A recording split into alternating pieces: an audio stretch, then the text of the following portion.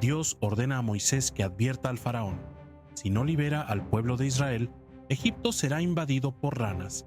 Aarón, por orden de Moisés, extiende su vara sobre los ríos, estanques y canales, haciendo que una plaga de ranas cubra toda la tierra.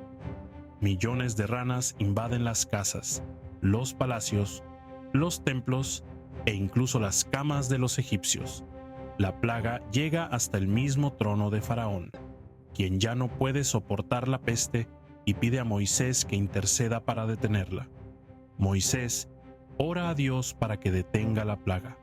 Las ranas mueren en grandes cantidades, llenando Egipto con un hedor insoportable. Al ver que la plaga ha terminado, el faraón vuelve a endurecer su corazón y se niega a dejar ir a los israelitas.